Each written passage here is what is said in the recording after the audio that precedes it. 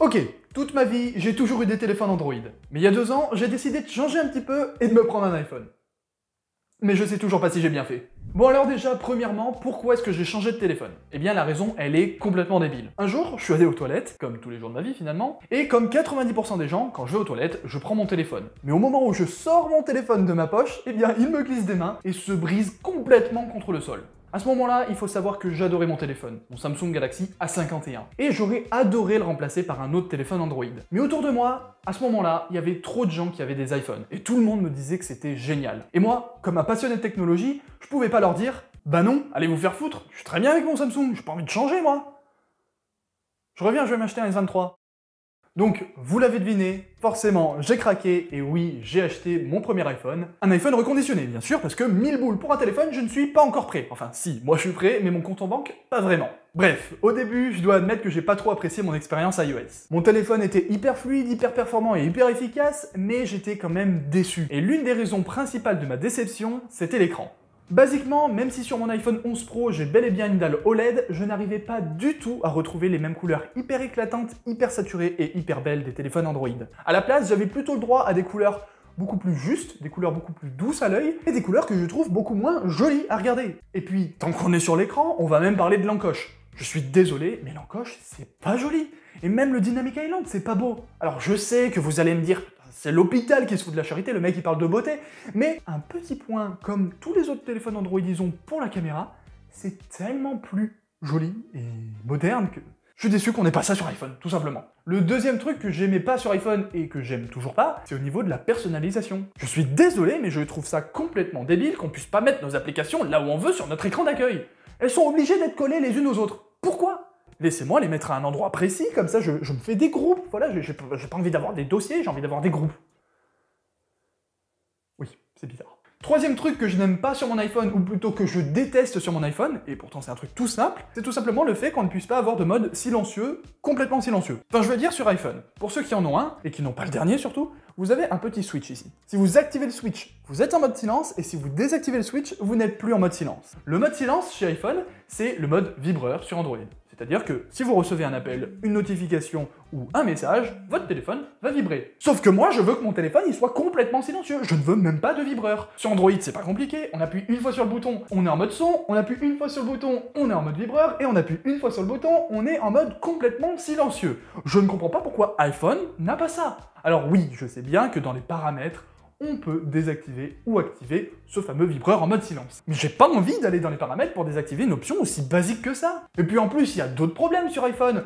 Par exemple, les tags NFC. Alors oui, là c'est ultra précis, mais laissez-moi vous raconter mon histoire. Chez moi, j'ai des tags NFC, et j'en ai notamment un qui permet à mes invités de taper leur téléphone contre le tag et de se connecter automatiquement à Internet. C'est hyper pratique, hyper classe, et généralement ça a un petit effet waouh sur tous les invités. Sauf que si l'invité en question a un iPhone, ça ne marche pas. Voilà, ça fait juste rien, je suis débité. Alors je sais que je vais pas payer très cher mes tags NFC, hein, ça coûte 10 € ces trucs, mais... Mon effet waouh. Autre chose qui est géniale sur Android mais qu'on n'a pas sur iOS, c'est le capteur d'empreinte. Alors qu'on se le dise tout de suite, j'ai Face ID, ça fonctionne merveilleusement bien, c'est magique, j'adore ce truc. Cependant, si on pouvait avoir et Face ID et le capteur d'empreinte, je serais refait. Parce que franchement, quand je dois déverrouiller mon Samsung qui est posé sur ma table et que j'ai la flemme de prendre mon téléphone dans la main, ça ressemble à ça. Voilà, c'est pratique, ça marche très bien, je pose mon doigt sur l'écran, nickel. Mais si je dois faire exactement la même chose avec mon iPhone, je ressemble à ça, et en plus d'avoir l'air complètement débile, c'est juste pas pratique, je me fais mal au dos, je me lève de ma chaise, bref, c'est pas pratique. S'il vous plaît, iPhone, mettez un capteur d'empreinte sur votre téléphone. Bon, arrivé à ce point-là de la vidéo, certains vont me dire que je suis méchant avec iOS, et que je me focalise vraiment que sur les points négatifs.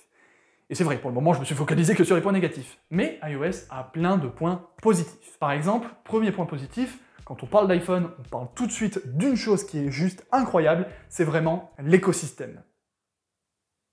Sauf qu'au début, j'avais acheté qu'un iPhone, du coup, l'écosystème, j'avais quoi? J'avais mon téléphone et c'est tout. Donc, qu'est-ce que j'ai fait, moi? Eh ben, j'ai acheté un iPad. Super.